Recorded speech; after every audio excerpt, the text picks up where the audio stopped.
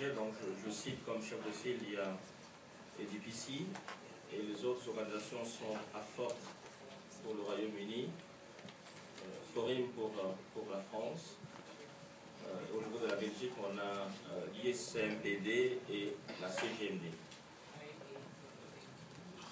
Le travail qui nous a été demandé, ce que nous allons vous proposer ici, c'est de réfléchir un peu déjà en amont sur toutes ces considérations, de les expérimenter nous-mêmes, parce que je crois qu'on a dit ce matin que c'est tout un travail déjà au niveau des 5 organisations de se coordonner, de s'accorder sur ce qu'il faut faire, de réfléchir ensemble et d'expérimenter même à notre niveau les difficultés de travailler en réseau. C'est pas si évident pendant toute une année. Entre nous, ne croyez pas que c'est arrivé comme ça. Donc, à tout moment, nous devions discuter, reviser les méthodes de travail, redéfinir les règles, puis petit à petit, je crois que ça commence à prendre forme.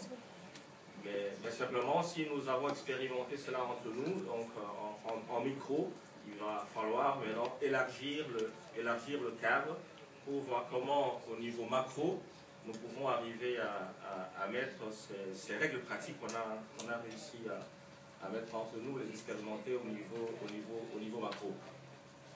Mais aussi, je crois que la deuxième préoccupation, c'est que les 5 organisations ne sont pas la plateforme. Justement.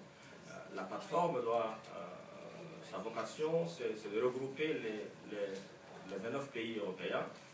Et nous devons, le processus est un processus participatif. Le but, effectivement, c'est de faire en sorte que les organisations qui seront propriétaires de la plateforme soient déjà sollicitées dès la phase de conception, pour que les gens se disent c'est nous qui avons été à la base de cette idée, qu'on ne nous a pas imposée. Donc voilà pourquoi votre participation, notre implication de tous est très très importante pour que les gens s'approprient le projet, qu'on ne dise pas ça a été pensé en dehors de nous, et que les gens se disent que véritablement c'est quelque chose auquel nous avons participé, nous avons exprimé nos idées, et que ce sont ces idées-là qui progressivement ont été les socles qui a permis de construire cette plateforme. Et quand on a dit ça, naturellement, à partir du moment où les gens doivent se mettre ensemble, il y a un minimum de règles pour lesquelles il faut se convenir, autour desquelles il faut se mettre d'accord. Il n'y a rien à faire.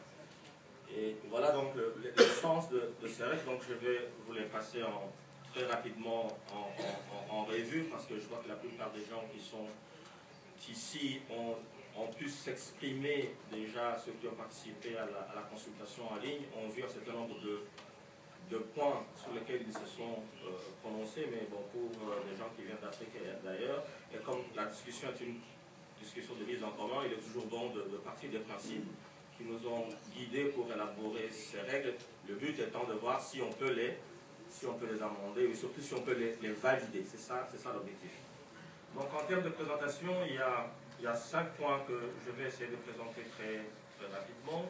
Donc on va essayer de voir parmi le premier point, donc les règles et les objectifs de la plateforme Afrique, Europe et la diaspora. En deuxième point, on essaiera de voir